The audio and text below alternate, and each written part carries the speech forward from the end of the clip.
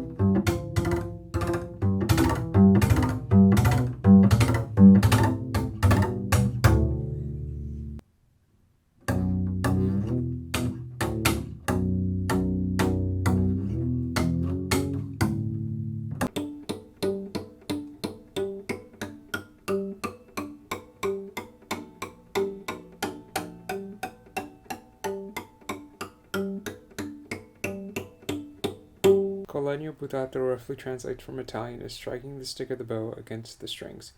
This is a percussive technique that sounds very dry and staccato. It is also most commonly referred to as just Col Legno. First, let's talk about the bow hold. I find it easiest to hold the bow in an overhand grip. I feel more in control, and the motion that I use, which is this sort of a motion, feels more natural to me, as opposed to a German bow hold and this sort of a motion. I can also place my hand up higher along the stick, which can help me play more precisely. Sometimes, not always, but in some cases it can. In a German bow hold, I have more bow to deal with, I feel less in control, and playing in the A and E string can be quite awkward. However, there's one big advantage to a German bow hold if you're a German bow player, of course, and that is alternating between arco and Col Legno if you play passages that alternate quickly. It is very important that you are careful with your bow while playing Col Legno. If you are not careful, you can cause irreparable damage to the wood. As long as you are mindful about this sort of thing, you should be fine. Now, let's discuss execution. Generally speaking, you're going to want to strike the wood of the bow against the string in the upper third of the bow. I suggest using whichever grip feels more comfortable to you, whether that's an overhand grip or an underhand grip. Then, I think you should play scales slowly and quietly. And then you can adjust speed and dynamics accordingly. Now, let me demonstrate some scales.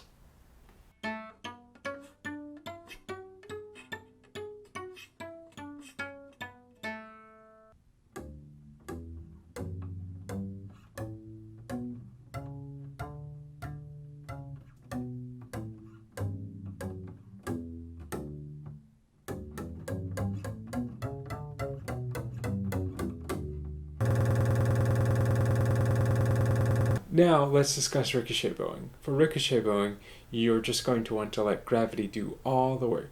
So lightly drop your bow in an up or down bow direction, like so.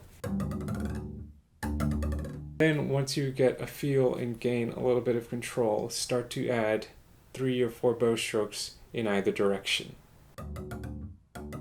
It is important to not fight the bow and let the bow work for you, and not the other way around.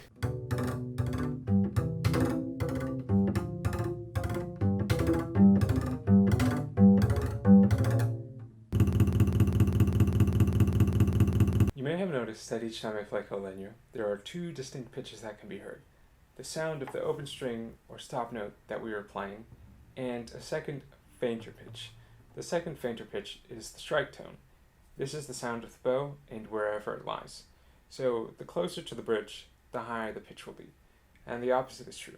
The further away from the bridge and closer to the scroll, the lower the pitch will be. We can really isolate the strike tone and get it to speak more clearly by meeting the string with our entire left hand.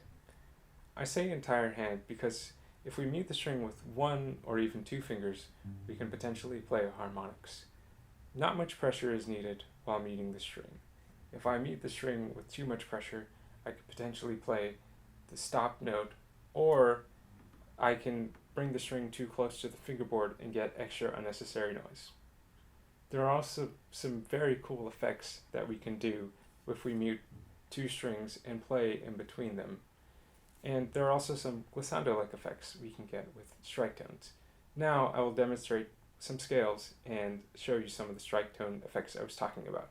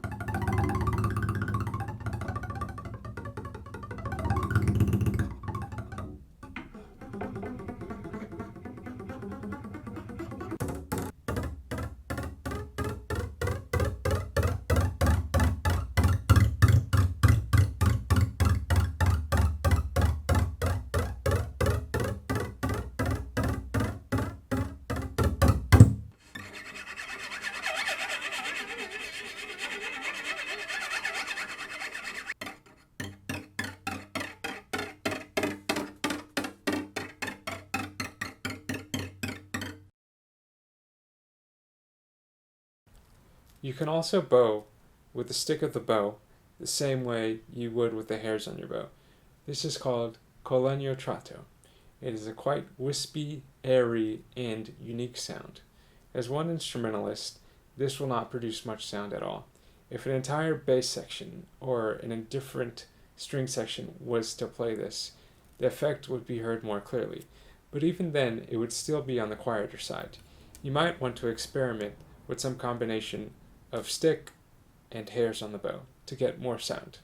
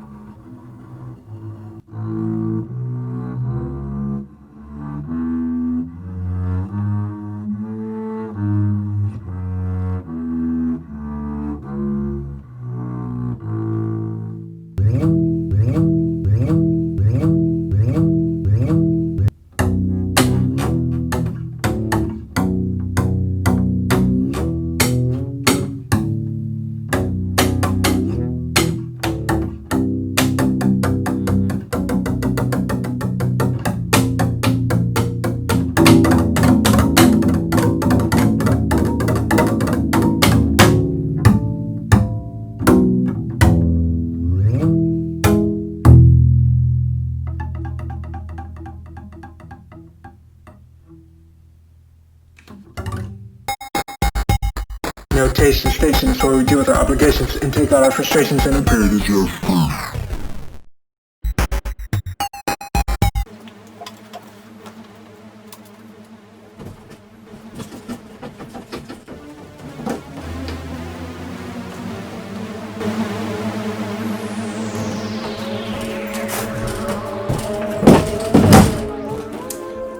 I have some good news.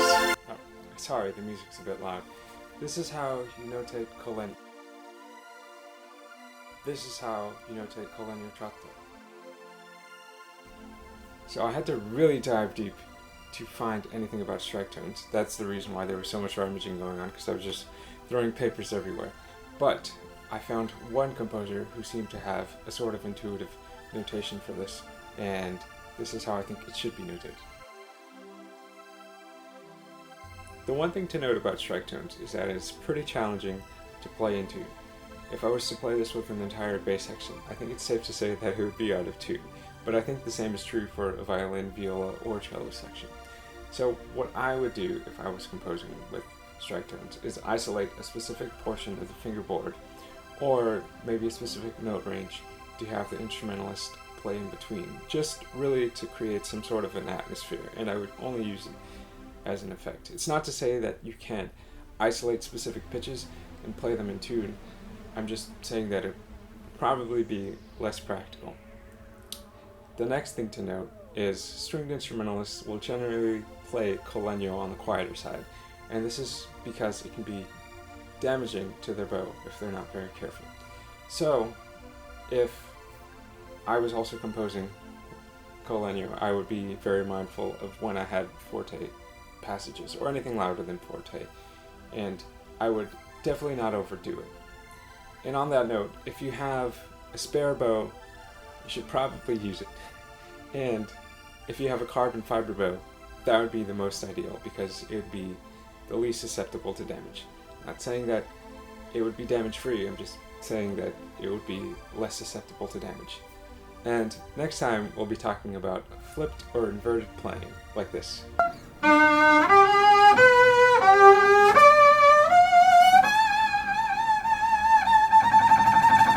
Hopefully you learned something new today. I would really like to encourage you to compose and just explore what sounds new to you.